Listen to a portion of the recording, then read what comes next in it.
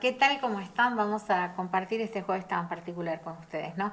Y lo hacemos porque nos habíamos ya comprometido, habíamos conversado con el contador Ángel Luis Vigatti, que es asiduo visitante de nuestro programa con temas económicos. En este caso, como presidente de la Cámara de Estacioneros de Servicio, nos va a contar qué pasa con el combustible en la Argentina, algo que de lo que empezamos a dialogar también con varios sectores que tienen que ver con lo económico para tener un poco más de claridad porque nos afecta a todos. Desde el punto de vista de la oferta y de la demanda. En la zona noreste del país tenemos el abastecimiento histórico, normal, tradicional, desde Barranqueras, que está situado sobre un riacho que del río Paraná. Como bajó mucho el río Paraná y además se prolonga en el tiempo esta bajante, el abastecimiento se está realizando desde San Lorenzo, en la provincia de Santa Fe, lo cual significan aproximadamente 1.600 kilómetros de más por cada camión que carga. Entonces, esto hace que si aumenta la demanda, la oferta no puede abastecer normalmente a ese aumento de la demanda. Ese es un tema que tiene que ver con causas naturales, de la naturaleza, ¿no? El otro acontecimiento también tiene que ver con la bajante del río, es que la República del Paraguay, que tiene la tercera flota de barcazas más grande del mundo después de Estados Unidos y China, depende de su transporte, tanto de exportación como de importación, de esas barcazas que están circulando con mucho menos carga. Entonces aumentó el tránsito de camiones en la ruta nacional, en las rutas argentinas, que también significa aumento de la demanda de combustible. Oferta disminuida, o por lo menos, si no disminuida, que no puede incrementarse. A eso se le agrega a último momento el aumento del petróleo a nivel mundial. Y como nosotros no tenemos total autoabastecimiento, no tenemos pleno abastecimiento, sí hay producción en la Argentina, entonces se importa algo de combustible y ese combustible que tenía, digamos, un barril a $60 pasó a 100 o más de 100. Y habría una posibilidad de que esto no resienta a la economía de las empresas petroleras, como se las conoce, que abastecen el mercado para que no pierdan dinero, que sería que momentáneamente no cobrase el Estado todos los impuestos que tiene incluido el combustible en el precio, porque entre lo que se vende el combustible y lo que reciben las petroleras hay una diferencia de un 100%, que son todos los impuestos que gravan a esta actividad. Agreguemos el sobrecosto que también implica tener que hacer 1.600 kilómetros más. Por ejemplo, una estación que está en Resistencia o en Corrientes son 10, 20 kilómetros contra 1.600. El otro tema fundamental es la diferencia de cotización entre lo que vale el combustible en la Argentina y lo que cuesta en el extranjero. Entonces es de suponer que los camiones que están retornando, que digamos son muchos más, tratan de reabastecerse de combustible y de llegar con los tanques medianamente llenos a su lugar de origen. Esto también es una demanda adicional. En otra época normal no se está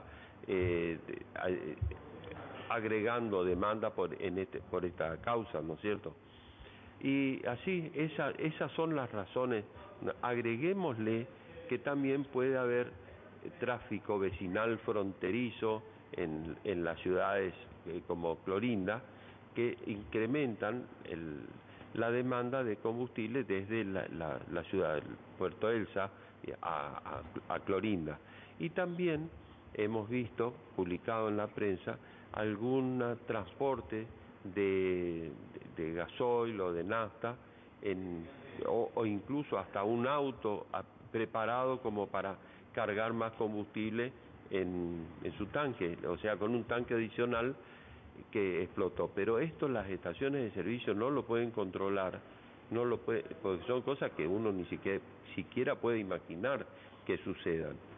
Pero de todas maneras te comento que tenemos, estamos muy afectados personalmente y todos los estacioneros, porque el defensor del pueblo atribuyó estas maniobras a las estaciones de servicio, o sea, nos denunció ante la justicia a la Asociación de Estaciones de Servicio, que no tiene autoridad sobre las estaciones, no tiene autoridad sobre lo que sí nosotros hicimos fue transmitir a todas las estaciones a través de la página de WhatsApp, que es lo que nosotros utilizamos, de la reglamentación de cómo tienen que ser los envases, que tengan cuidado con ese tipo digamos, de cargas para que no haya problemas. Eso se hizo. Ahora, el hecho de que falte combustible en este momento tiene que ver con todo lo que he explicado anteriormente. Lo otro es simplemente digamos, una imputación que no corresponde. Primero porque no tenemos autoridad y responsabilidad van de la mano. Nosotros no tenemos autoridad para digamos, este tipo de situaciones.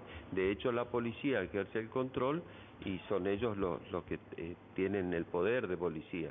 Nosotros simplemente podemos dar las reglamentaciones, hacer conocer las reglamentaciones que existen y tratar de cumplir, incluso de sancionar al personal que esté realizando alguna maniobra que esté en contra de esas disposiciones. Claro, ¿esta situación se hará en todo el país o qué parte del país? No, en todo el país hay problemas de falta de gasoil.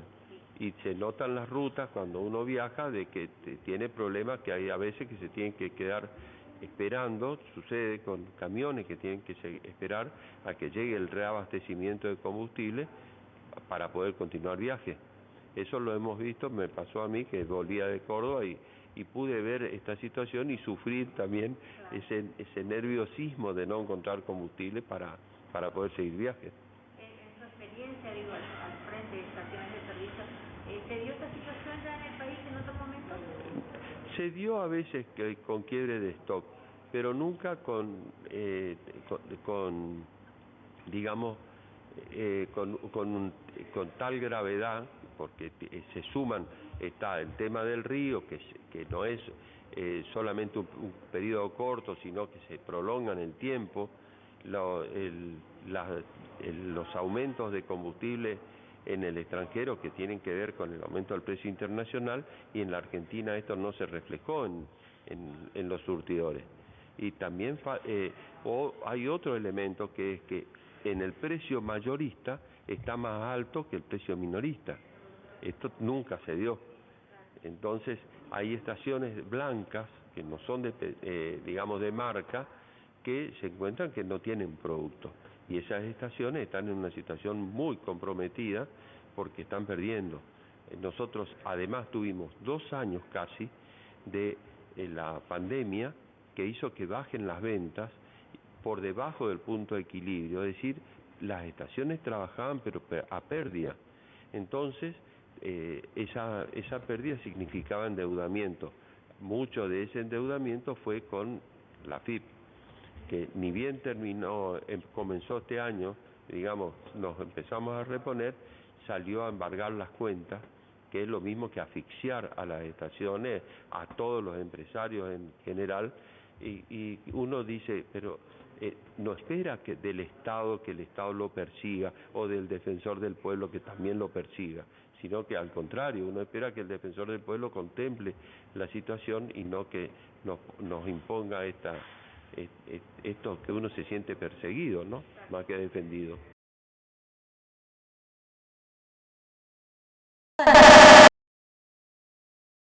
También otra visión sobre todo esto que está ocurriendo, porque la idea es que empezamos a entender algunas cosas que nos pasan.